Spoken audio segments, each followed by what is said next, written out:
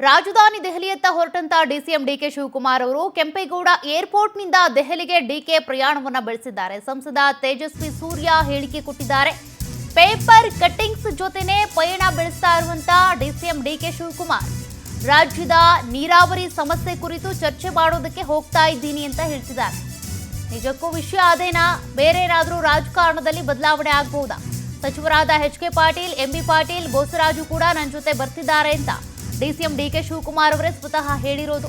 ಇನ್ನು ಕೇಂದ್ರ ಸರ್ಕಾರದ ಮೇಲೆ ರಾಜ್ಯ ನೀರಾವರಿ ಕುರಿತು ಒತ್ತಡ ಹೇರಬೇಕಿದೆ. ಕೆಂಪೇಗೌಡ ಏರ್ಪೋರ್ಟ್ನಲ್ಲಿ ಡಿಸಿಎಂ ಡಿಕೆ ಶಿವಕುಮಾರ್ ಅವರೇ ಹೇಳಿಕೆಯನ್ನು ಕೊಟ್ಟಿದ್ದಾರೆ. ದೆಹಲಿಗೆ ಯಾರೇ ಹೋದ್ರೂ ಕೂಡ ಸಾಕಷ್ಟು ಚರ್ಚೆಗಳಾಗ್ತವೆ. ನಿಜಕ್ಕೂ ಆಯಾ ಇಲಾಖೆಗೆ ಸಂಬಂಧಪಟ್ಟಂತೆ ಸಮಸ್ಯೆ ಪರಿಹಾರಕ್ಕೆ ಹೋಗ್ತಾರಾ ಅಥವಾ ಬೇರೆ ಏನಾದ್ರೂ ಬದಲಾವಣೆ ಅಂತ ಡಿಕೆ ಶಿವಕುಮಾರ್ ಅವರು ಏನ್ ಹೇಳಿದ್ರು ನೋಡೋಣ. I am going to Delhi to meet all the parliament members regarding irrigation works which have been pending from the central government. ಈ ರಾಜ್ಯದ ನೀರಾವರಿ ಇಲಾಖೆಗೆ ಸಂಬಂಧಪಟ್ಟಂತ ನಾನು ಎಚ್.ಕೆ. ಪಾಟೀಲು, ಎಂ.ಬಿ. ಪಾಟೀಲು ಮತ್ತು ನಮ್ಮ ಬೋಸರಾಜ್ ಅವರು ಹೋಗ್ತಾ ಇದ್ದೀವಿ. ಎಲ್ಲ ಗೌರವಾನ್ವಿತ ಸಂಸತ್ ಸದಸ್ಯರನ್ನ ಆಹ್ವಾನ ಮಾಡಿದ್ದೀವಿ. ಅವ್ರಿಗೂ ತಿಳಿಸ್ತೇವೆ. ಅವರು ಕೂಡ ಸರ್ಕಾರದ ಜೊತೆ ಒಟ್ಟಿಗೆ ಸೇರಿ ನಾವು ಕೇಂದ್ರ ಸರ್ಕಾರದ ಮೇಲೆ ಒತ್ತಾಯವನ್ನು ಮಾಡಬೇಕಾಗಿದೆ. ಆ ಕೆಲಸವನ್ನು ನಾವು ಮಾಡ್ತೀವಿ. ಮತ್ತಷ್ಟು ಡೀಟೇಲ್ಸ್ ಕೊಡ್ತಾರೆ ನಮ್ಮ ಪ್ರತಿನಿಧಿ ಆನಂದ್. ಡಿಕೆ ಶಿವಕುಮಾರ್ ಇರಬಹುದು ಅಥವಾ ಉಳಿದ ಸಚಿವರು ದೆಹಲಿ ಪ್ರಯಾಣವನ್ನ ಬೆಳೆಸ್ತಾ ಇರೋದು ನೀರಾವರಿ ಸಮಸ್ಯೆಗೆ ಸಂಬಂಧಪಟ್ಟಂತೆ ಪರಿಹಾರ ಕಂಡುಕೊಳ್ಳೋದಕ್ಕೇನಾ ಅಥವಾ ಬೇರೆ ಏನಾದ್ರೂ ಉದ್ದೇಶ ಇದೆಯಾ, ಹೇಗೆ?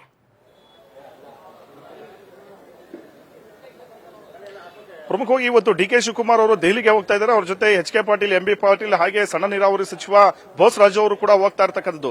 ಇವತ್ತು ದೆಹಲಿಯಲ್ಲಿ ಸರ್ವಪಕ್ಷ ಸಂಸದರ ಒಂದು ಸಭೆಯನ್ನು ಕೂಡ ಡಿಕೆ ಶಿವಕುಮಾರ್ ಅವರು ಕರೆದಿದ್ದಾರೆ. ಪ್ರಮುಖವಾಗಿ ರಾಜ್ಯದ ನೀರಾವರಿ ಯೋಜನೆಗಳ ಸಂಬಂಧವಾಗಿ ಕೇಂದ್ರ ಸರ್ಕಾರದಿಂದ ಯಾವುದೇ ರೀತಿಯ ಅನುದಾನಗಳು ಸಿಗ್ತಾ ಇಲ್ಲ, ಜೊತೆಗೆ ಸಹಕಾರನೂ ಕೂಡ ಸಿಗ್ತಾ ಇಲ್ಲ. ಈ ವಿಚಾರದ ಬಗ್ಗೆ ಕೇಂದ್ರದ ಮೇಲೆ ಒತ್ತಡವನ್ನು ಹೇರ್ತಕ್ಕಂಥ ನಿಟ್ಟಿನಲ್ಲಿ ಡಿಕೆ ಶಿವಕುಮಾರ್ ಅವರು ಮುಂದಾಗಿರ್ತಕ್ಕಂಥದ್ದು. ಹಾಗಾಗಿ ಜೆಡಿಎಸ್, ಕಾಂಗ್ರೆಸ್, ಬಿಜೆಪಿ ಮೂರು ಪಕ್ಷದ ಸಂಸದರನ್ನ ಅವರ ಜೊತೆ ಒಂದು ಸಭೆಯನ್ನ ನಡೆಸಿ ಕೇಂದ್ರ ಸರ್ಕಾರ ಒಂದು ಒತ್ತಡ ಇರತಕ್ಕಂಥ ತಂತ್ರಕ್ಕೂ ಕೂಡ ಈಗ ಡಿಕೆ ಶಿವಕುಮಾರ್ ಅವರು ಮುಂದಾಗಿದ್ದಾರೆ. ಪ್ರಮುಖವಾಗಿ ಕೃಷ್ಣಾ ಮೇಲ್ದಂಡ ಯೋಜನೆ 3ನೇ ಹಂತಕ್ಕೆ ಆಂಧ್ರ ಪ್ರದೇಶ ಸರ್ಕಾರ ಈಗಾಗಲೇ ಖ್ಯಾತೆಯನ್ನ ತೆಗೆದಿರ್ತಕ್ಕಂಥದ್ದು.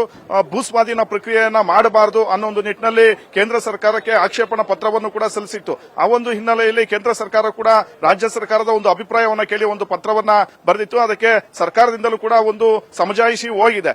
ಪ್ರಮುಖವಾಗಿ ಹಾಗೆ ಹಾಲಮಟ್ಟಿ ಜಲಾಶಯ ಏನಿದೆ ಆ ಒಂದು ಅಣೆಕಟ್ಟು ಎತ್ತರ ವಿಚಾರವಾಗಿಯೂ ಕೂಡ ಆಂಧ್ರ ಪ್ರದೇಶ ಒಂದು ಖ್ಯಾತೆಯನ್ನ ತೆಗೆದಿರತಕ್ಕಂಥದ್ದು. ಹಾಗೆ ತುಂಗಭದ್ರಾ ಒಂದು ನೀರಾವರಿಯಲ್ಲಿ ಸುಮಾರು 30 ಟಿಎಂಸಿ ನೀರು ವೇಸ್ಟ್ ಆಗ್ತಾ ಇದೆ. ಅದನ್ನು ಯಾವ ರೀತಿ ಸದ್ಬಳಕೆ ಮಾಡಿಕೊಳ್ಬೇಕು ಅನ್ನೋ ನಿಟ್ಟಿನಲ್ಲೂ ಕೂಡ ರಾಜ್ಯ ನೀರಾವರಿ ಸಚಿವರು ಆಗಿರ್ತಕ್ಕಂಥ ಡಿಕೆ ಶಿವಕುಮಾರ್ ಅವರು ಒಂದು ಪ್ಲಾನ್ ಅನ್ನ ರೂಪಿಸ್ತಾ ಇರತಕ್ಕಂಥದ್ದು. ಹಾಗಾಗಿ ಎಲ್ಲಾ ಒಂದು ವಿಚಾರಗಳ ಬಗ್ಗೆ ಕೇಂದ್ರ ಸರ್ಕಾರದ ಒಂದು ಗಮನವನ್ನು ಸೆಳೆಯೋದಕ್ಕೆ ಇವತ್ತು ಡಿಕೆ ಶಿವಕುಮಾರ್ ಅವರು ಮುಂದಾಗಿದ್ದಾರೆ. ಸರ್ವೇಸಾಮಾನ್ಯವಾಗಿ ಡಿಕೆ ಶಿವಕುಮಾರ್ ಅವರು ಬೆಂಗಳೂರಿಗೆ ಹೋದಂತಹ ಸಂದರ್ಭದಲ್ಲಿ ಒಂದಷ್ಟು ರಾಜಕೀಯ ವಿಚಾರಗಳು ಕೂಡ ಮಾತುಕತೆಯನ್ನ ನಡೆಸ್ತಾರೆ ಅನ್ನೋದು ಗೊತ್ತಾಗ್ತಾ ಇರತಕ್ಕಂಥದ್ದು. ಪ್ರಮುಖವಾಗಿ ಬಜೆಟ್ ನಂತರ ಒಂದಷ್ಟು ಸಚಿವ ಸಂಪುಟ ವಿಸ್ತರಣೆ ಆಗಬೇಕು, ಜೊತೆಗೆ ಮುಖ್ಯಮಂತ್ರಿಗಳ ಬದಲಾವಣೆ ಆಗಬೇಕು ಅನ್ನೋ ಚರ್ಚೆಗಳು ಜೋರಾಗಿ ನಡೀತಾ ಇರತಕ್ಕಂಥದ್ದು. ಈ ಮಧ್ಯೆ ಡಿಕೆ ಶಿವಕುಮಾರ್ ಅವರ ಯಾವ ರೀತಿಯ ಒಂದು ಕಾರ್ಯತಂತ್ರವನ್ನು ರೂಪಿಸ್ತಾರೆ ಅನ್ನೋದು ಕುತೂಹಲನೂ ಕೂಡ ಸದ್ಯಕ್ಕೆ ಕಾಣ್ತಾ ಇದೆ. ತಿಂಗಳಿಗೆ 3-4 ಬಾರಿ ದೆಹಲಿಗೆ ಹೋಗಿ ಹೈಕಮಾಂಡ್ ನಾಯಕರನ್ನ ಡಿಕೆ ಶಿವಕುಮಾರ್ ಅವರು ಭೇಟಿ ಮಾಡಿ ಅವರ ಮೇಲೆ ನಿರಂತರವಾದಂತಹ ಒಂದು ಒತ್ತಡವನ್ನು ಇರತಕ್ಕಂಥ ಪ್ರಯತ್ನಗಳನ್ನ ಮಾಡ್ತಾ ಇದ್ದಾರೆ. ಆದ್ರೆ ಇಲ್ಲಿ ಹೈಕಮಾಂಡ್ ಇಂದ ಯಾವುದೇ ರೀತಿಯ ಒಂದು ಗ್ರೀನ್ ಸಿಗ್ನಲ್ ನೀಡಲಾಗ್ತಾ ಇಲ್ಲ.